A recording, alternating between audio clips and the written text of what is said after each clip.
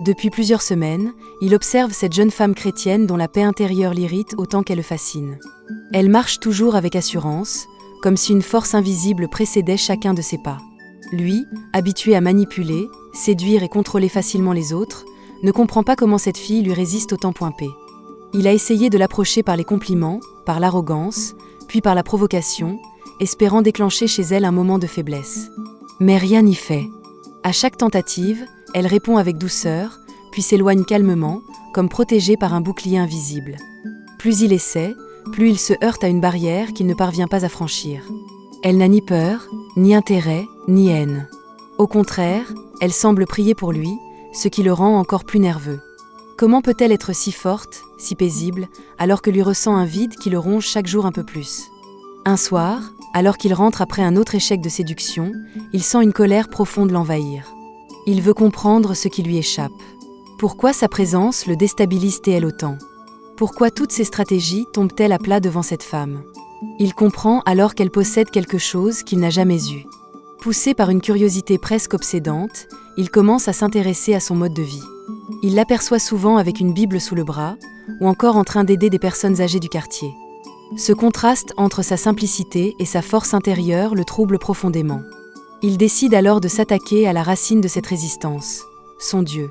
Selon lui, si cette fille est intouchable, c'est parce qu'elle est liée à une puissance supérieure.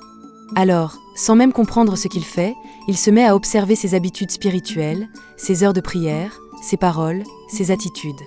Mais plus il essaie de combattre ce Dieu qu'il ne connaît pas, plus il ressent une étrange fatigue. Ses nuits deviennent agitées. Il rêve de lumière, de voix qu'il ne reconnaît pas, d'une paix qu'il ne parvient jamais à atteindre dans sa vie réelle.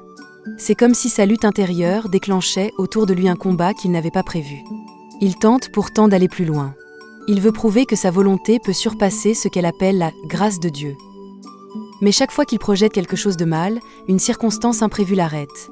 Un rendez-vous annulé, un malaise soudain, une mauvaise nouvelle, une conscience qui le rattrape. Cela dépasse l'entendement.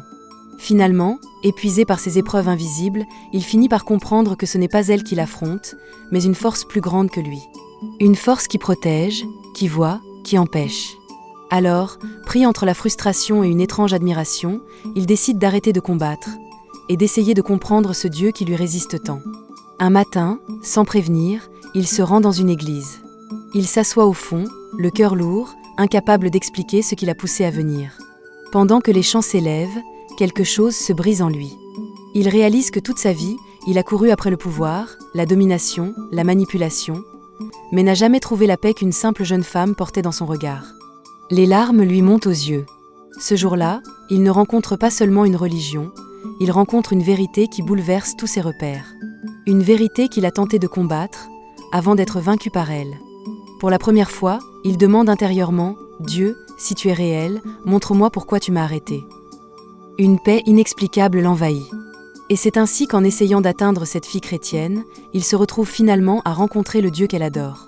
Non pas par amour pour elle, mais par incapacité à continuer sa lutte. Il découvre que ce qu'il cherchait à détruire était précisément ce dont il avait le plus besoin. Une lumière pour sortir de son propre obscurité.